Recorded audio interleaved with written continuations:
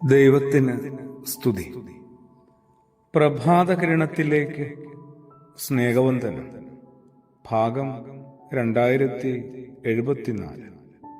ഇന്ന് സെപ്റ്റംബർ മാസം 4-ാം തീയതി 247-ാമത്തെ ദിവസത്തിലെത്തി. മറിയം എന്ന അമ്മ ദൈവം തന്നെ ഏൽപ്പിച്ച ദൗത്യങ്ങളെല്ലാം ഭംഗിയായി നിവർത്തിച്ച ഒരാളാണ്. പതിവായി മകനെ ദേവാലയത്തിൽ കൊണ്ടുപോയി യേശുവിനെ വചന അടിസ്ഥാനത്തിൽ വളർത്തി. തന്റെ പരസ്യ ശുശ്രൂഷയുടെ സന്ദർഭങ്ങളിൽ യേശുവിനെ പിൻപറ്റി. കാനാവിലെ വിവാഹ വീടൊക്കെ ഒന്ന് ഓർക്കാവുന്നതാണ്. നിർബന്ധിച്ചതിന് സമയമായിട്ടില്ല എന്ന് മകൻ പറയുമ്പോഴും അത് മരണത്തിലേക്കുള്ള കാൽവെപ്പാണെന്ന് അമ്മ തിരിച്ചറിഞ്ഞിട്ട് തന്നെ മകനെ നിർബന്ധിച്ചു. തന്റെ പുത്രൻ ലോകത്തിന്റെ പാപത്തിനു വേണ്ടി കുരിശു ചുമന്നുകൊണ്ട് ഗോൽഗോഥായിൽ പോയപ്പോഴും യേശുവിനെ ക്രൂശിൽ തറച്ചപ്പോഴും മറിയം എന്ന അമ്മ സമീപത്ത് തന്നെ ഉണ്ടായിരുന്നു. സുവിശേഷത്തിലൂടെ അമ്മയെ ഒന്ന് പിന്തുടരേണ്ടതാണ്. ഹൃദയം വല്ലാതെ മുറിപ്പെട്ടു പോകുന്നു. കുരിശിന് ചോട്ടില് യേശു തന്റെ അമ്മയെ ശിഷ്യനായ യോഹന്നാനെ ഭരമേൽപ്പിക്കുന്നു. ഇതിലൂടെ അമ്മയുടെ സംരക്ഷണം യോഹന്നാൻ ഏറ്റെടുത്തതായി നമുക്ക് വേണമെങ്കിൽ വ്യാഖ്യാനിക്കാം. എന്തോ ഒരു അരുതായ്മയാണ് എനിക്ക് തോന്നുന്നത്. അമ്മയുടെ സംരക്ഷണം യോഹന്നാൻ ഏറ്റെടുത്തതാണ്, അതോ യോഹന്നാന്റെ സംരക്ഷണം അമ്മയെ ഏൽപ്പിച്ചതാണ്?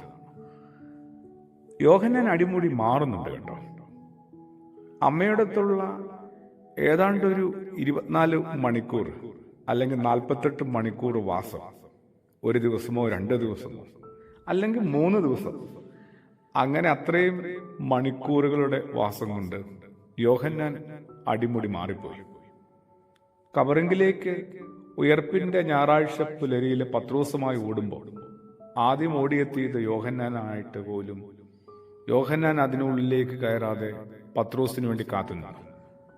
അങ്ങനെ ആയിരുന്നില്ലല്ലോ പണ്ട് യോഹന്നാൻ. തന്റെ ചേട്ടനെയും കൂട്ടി യേശുവിന്റെ അടുത്തെത്തിയ ആളാണ്. നിന്റെ മഹത്വത്തിന്റെ നാളിൽ എന്നെയും ഇവനെ ഇടതും വലത്തുമൊക്കെ ഇരുത്തണം. പിന്നെ ശമര്യ ദേശമൊക്കെ ഒന്ന് നശിപ്പിച്ചുകൂടെ എന്ന് കർത്താവിനോട് പറഞ്ഞതിനകത്ത് ഈ യോഹന്നാൻ ഉണ്ടായിരുന്നു. നമ്മളെ സ്വീകരിച്ചത് പോരാ, ഇവർക്കൊരു ആദരവും ബഹുമാനവും സ്നേഹവും നമ്മളോടില്ല. നമ്മളെ ഇവരങ്ങ് വല്ലാതെ അവഗണിച്ചു, തകർത്ത് കളഞ്ഞേക്കാൻ പറഞ്ഞ ഒരു തീവ്രവാദിയായിരുന്നു. യോർദാന്റെ മറുകരയിൽ ആരൊക്കെയോ യേശുനാമത്തിൽ എന്തൊക്കെയോ ശുശ്രൂഷ ചെയ്യുന്നത് കേട്ടപ്പോൾ വല്ലാത്തൊരു അസൂയ തോന്നിയ മനുഷ്യനാണ്. അതൊക്കെ ചെയ്യാനായിട്ട് വിളിക്കപ്പെട്ടവർ, കടപ്പെട്ടവർ, അതൊക്കെ ചെയ്യേണ്ടവർ ഞങ്ങളല്ലേ, ഞങ്ങൾ മാത്രമല്ലേ? ഞങ്ങൾ ചെയ്യേണ്ട കാര്യം എന്തിനാ നിങ്ങളൊക്കെ ചെയ്യുന്നേ? അതുകൊണ്ട് അവരെ വിലക്കണമെന്ന് യേശുവിന്റെ അടുത്തെത്തി എന്ന് പറഞ്ഞ ആളാണ്. യോഹന്നാന്റെ കുറ്റം ഇങ്ങനെ പിറകി പറയുമെന്നില്ല കേട്ടോ. ഏത് മനുഷ്യനാണ് പോരായ്മകളില്ലാത്തത്, കുറവുകളില്ലാത്തത്? പക്ഷെ എത്ര ഭംഗിയായിട്ടാണ് അമ്മയോട് ചേർന്നോടുകൂടി യോഹന്നാൻ മാറി മറയുന്നത്. സ്വന്തം പേര് പോലും സുവിശേഷത്തിൽ എഴുതാനായിട്ട് മുതിരുന്നേയില്ല. സ്വന്തം പേര് അത്രത്തോളം സ്വയം ഇല്ലാതാക്കി കളയാനായിട്ട്, സ്വയം തീർത്ത് കളയാനായിട്ട് യോഹന്നാന് സാധിച്ചത്, യോഹന്നാന് സ്വാധീനിച്ചത് ഒപ്പം യേശു കൂട്ടിക്കെട്ടിക്കൊടുത്ത ഈ അമ്മ മറിയം. അതുകൊണ്ട് തന്നെ അമ്മ മറിയത്തോട് ചേർന്ന് ഞാനും ആയാൽ എന്റെയും വികലതകളെയും വൈകൃതങ്ങളെയും കുറവുകളെയും ഒക്കെ എത്ര ഭംഗിയായി മറികടക്കാനായിട്ട്, പരിഹരിക്കാനായിട്ട് പറ്റും. അമ്മയോടുള്ള ആ കൂട്ടും ചേർച്ചയും തീർച്ചയായും മകനായ യേശുവിലേക്ക് എന്നെ എത്തിക്കുകയും ചെയ്യും.